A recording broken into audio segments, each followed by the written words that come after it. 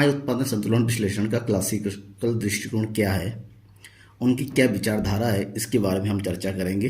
Chapter number 4 आय निर्धारण से, समष्टि अर्थशास्त्र का वीडियो नंबर 17। ठीक है ना। आपने सुना होगा क्लासिकल दृष्टिकोण के बारे में, ये एग्जाम में कई बार इसके बारे में पूछा गया है कि परंपरावादी विचारधारा से आप क्या समझते हैं, क्या है। परंपरावादी विचारधारा रखने वाले को क्लासिकल अर्थशास्त्री कहते हैं या परंपरावादी अर्थशास्त्री कहते हैं, जिनमें प्रमुख है रिकार्डो, जेबिसे, जे.एस. मिल, प्रोफेसर पिगू आदि, और भी कई सारे हैं, लेकिन मुख्यतः इन चारों का नाम लिया जाता है। पूरी वीडियो को देखेंगे तो इन चारों के विचारधारा को आपको समझ में आ जाएगा, इनकी विचारधारा क्या है और वो आखिर किस तरह की जो है सोच रखते थे और क्या उनका जो है किस प्रकार का स्टेटमेंट था।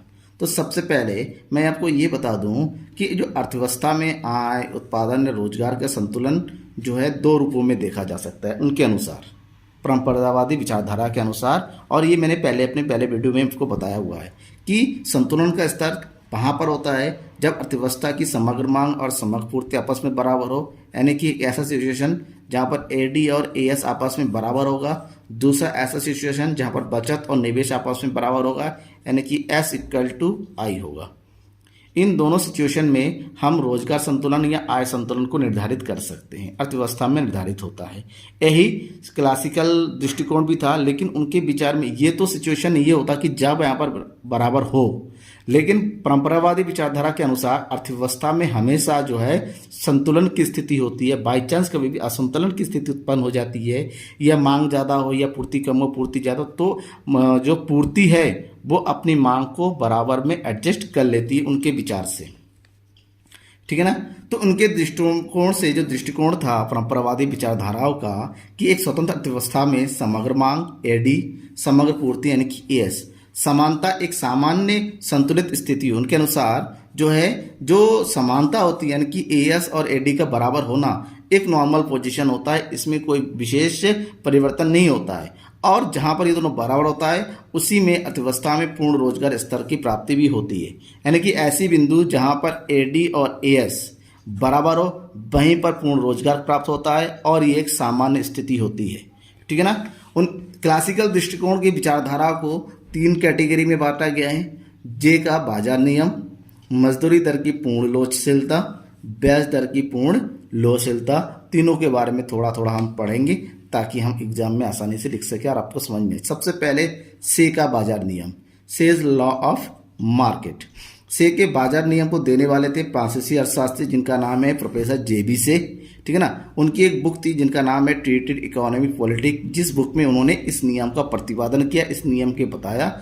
और उनका एक सिंपल सा नियम था कि पूर्ति अपनी मांग का निर्माण स्वयं करती है। मतलब क्या है, मतलब ये है अगर उत्पादन की क्रिया के फलस्वरूप पूर्ति होती है तो उससे जो उत्पादन के साधनों का प्रयोग होता है, उत्पादन के साधनों को आय की प्राप्ति होगी।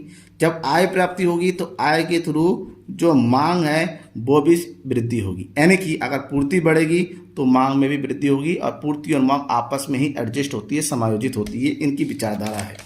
ठीक है ना। थोड़ा सा और डिटेल जाने कि अगर उत्पादन होता है तो पूर्ति में वृद्धि होती है, अगर उत्पादन के फलस्वरूप उत्पादन के साधनों से आय की प्राप्ति होती है, जब आय प्राप्त होगा तो मांग में भी वृद्धि होगी, यानी कि दोनों एक साथ चलने वाली क्रिया है। अतः उत्पादन क्रिया के कारण उत्पादन के साधनों की जो आय अतिरिक्त क्रय शक्ति प्राप्त होती है, उत्पादन हो रहा है, साधने के द्वारा अतिरिक्त आय की प्राप्ति हो रही है, उससे बाजार में हुई उत्पादन, ठीक है ना, उसके ऊपर ही सारा का सारा पैसा खर्च हो जाता है। ऐसे मांग और पूर्ति एडजस्ट हो जाती है। इसके कारण पूर्ति में जितनी वृद्धि होगी मांग में भी उतनी ही वृद्धि होगी, क्योंकि पूर्ति होने पर आय होगी, आय होने पर सारा का सारा सामान बिक जाएगा।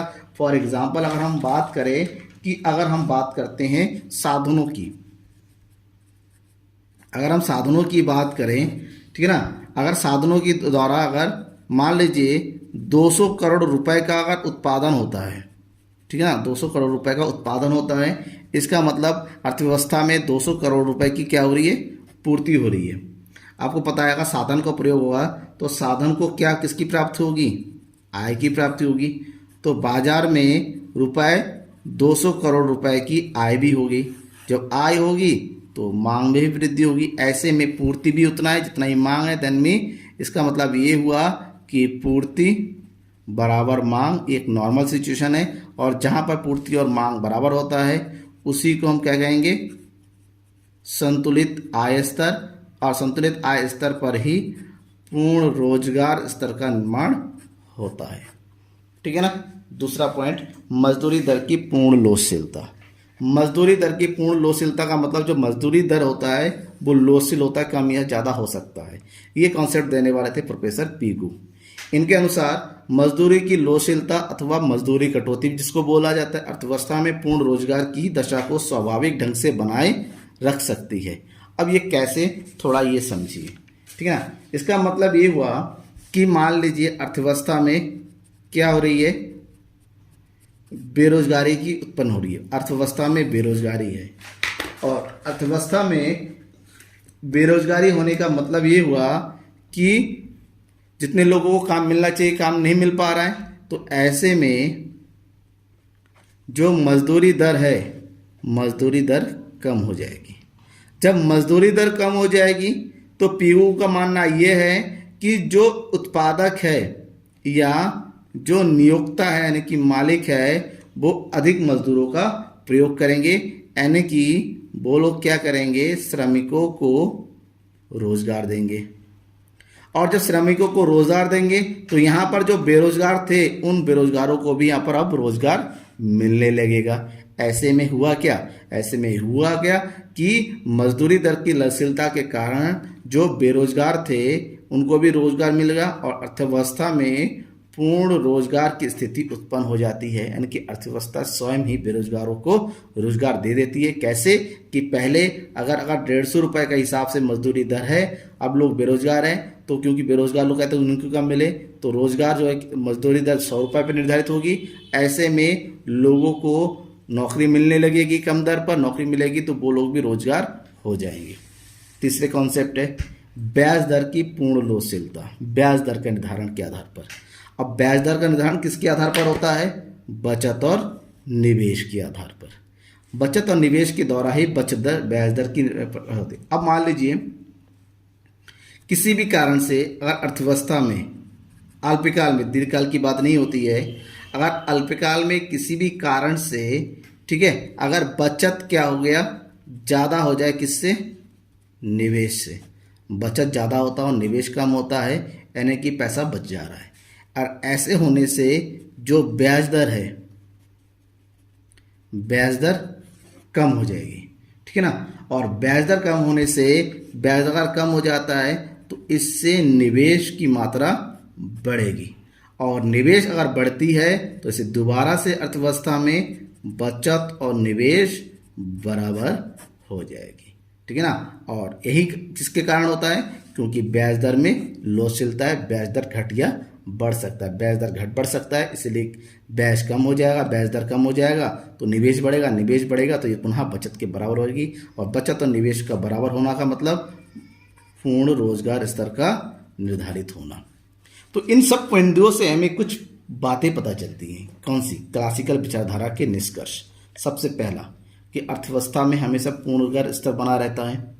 दूसरा, अर्थव्यवस्था में स्वतः समायोजन की समस्या। मान लीजिए पूर्ण रोजगार की स्थिति नहीं होती है तो पूर्ति स्वयं मांग की जननी होती है, यानी कि पूर्ति के द्वारा मांग का सृजन स्वयं हो जाता है। अर्थव्यवस्था में सामान्य बेरोजगारी नहीं पाई जाती है। बेरोजगारी होने पर भी जो मजदूरी दर की लोचशीलता के कारण बेरोजगारी अपने आप समाप्त हो जाती है।